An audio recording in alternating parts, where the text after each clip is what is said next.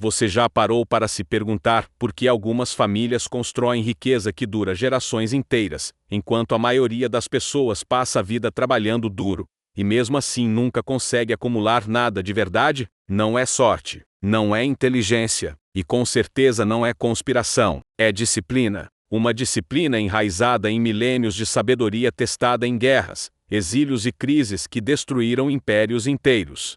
E hoje eu vou te mostrar as 5 coisas que as famílias judaicas simplesmente nunca compram. 5 hábitos de consumo que estão silenciosamente drenando o seu dinheiro todo mês, enquanto você se pergunta por que nunca consegue avançar. Meu avô era rabino. O pai dele ensinava esses princípios numa pequena sinagoga na Polônia antes da guerra. E o pai do pai dele carregou esse conhecimento através de fronteiras, perseguições e exílios. 7 gerações. Nenhuma delas foi à falência. Não uma vez sequer. Quando eu tinha 19 anos, cheio de arrogância e péssimo com dinheiro, meu avô me chamou para o escritório dele, depois do jantar de Shabá. Ele olhou para mim e disse uma coisa que eu nunca mais esqueci: o mundo te ensina como ganhar dinheiro. Só a sabedoria antiga te ensina como guardar. Se você quer ir mais fundo nessa jornada, se inscreve agora no canal e ativa o sininho, porque toda semana eu trago ensinamentos como esse que a maioria das pessoas nunca vai ter acesso.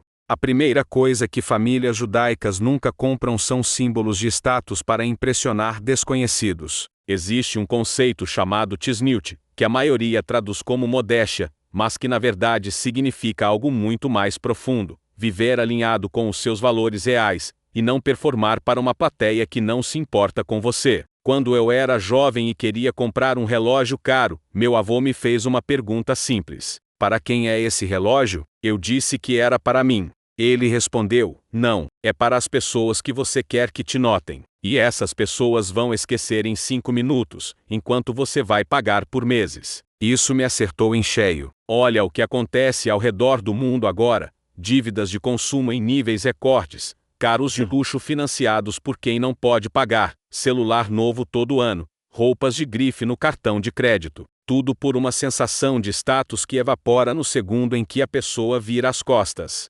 O Talmud avisa com clareza: quem persegue a honra descobre que ela foge. Quem foge da honra descobre que ela o persegue. Pega 30% do que você gastou nos últimos 3 meses e me responde com honestidade quanto foi realmente para você e quanto foi para a imagem que você quer que os outros tenham de você. O número vai te assustar. A segunda coisa é comprar ativos que perdem valor fingindo que são investimentos. O Talmud ensina claramente: coloque seu dinheiro em terra, em negócios, em coisas que produzem mais, não em coisas que perdem valor no momento em que você as adquire. Meu avô dizia que existem 2 tipos de compra: as que te alimentam e as que te devoram. Um carro novo perde até 20% do valor no segundo em que sai da concessionária. Uma propriedade para alugar te alimenta. Um armário cheio de roupas que você usa 2 vezes te devora. Um negócio que gera renda te alimenta. A pergunta que toda compra precisa responder é simples: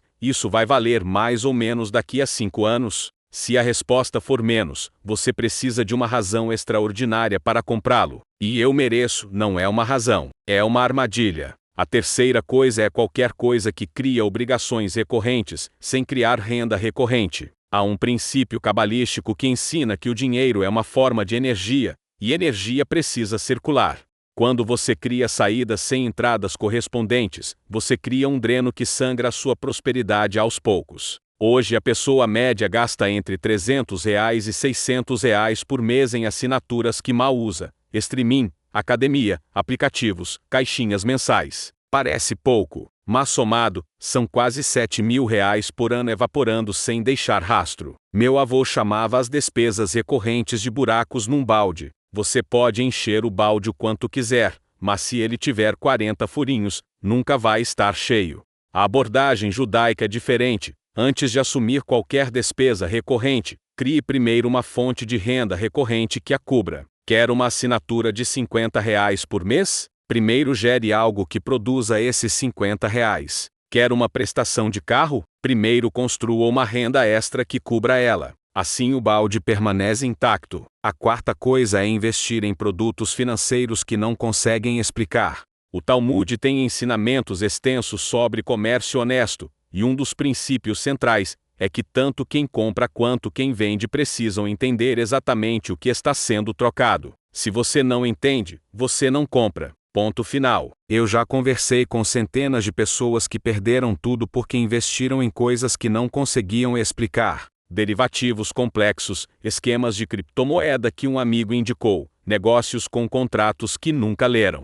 E a história é sempre a mesma. Me disseram que era garantido. Me disseram que todo mundo estava fazendo. O Talmud avisa especificamente contra seguir multidões em decisões financeiras. Quando todo mundo corre na mesma direção, pare, pense, considere ir para o outro lado. Não por teimosia, mas porque quando algo vira mania, a oportunidade já passou, e o que sobrou é só o risco. Meu avô tinha uma regra que sigo até hoje. Se você não consegue explicar um investimento para uma criança de 12 anos em 3 frases, você não tem o que fazer com o seu dinheiro ali. Simplicidade não é ignorância. Simplicidade é clareza. E clareza é a base de toda decisão financeira sábia. E chegamos à quinta coisa, a que meu avô me ensinou, e eu discuti com ele. A que parece contraintuitiva, mas é talvez a mais poderosa de todas. Nunca tente comprar a saída de problemas que exigem crescimento pessoal. Quando a maioria das pessoas enfrenta um desafio, seja na carreira, no casamento, na saúde ou nas finanças, o primeiro instinto é jogar dinheiro em cima. Infeliz no trabalho? Compra alguma coisa para se animar. Casamento difícil? Marca uma viagem cara em vez de ter a conversa difícil. Sentindo um vazio? Compra um curso, uma roupa nova, um carro. Qualquer coisa para preencher o buraco. O Talmud ensina que existem problemas que o dinheiro não resolve. E quando você tenta resolvê-los com dinheiro, você os piora. Você cria uma dependência de coisas externas para consertar condições internas. E essa dependência vira um buraco sem fundo, que vai engolir cada real que você ganhar pelo resto da vida. Os antigos rabinos distinguiam 2 tipos de necessidade: necessidades do corpo e necessidades da alma.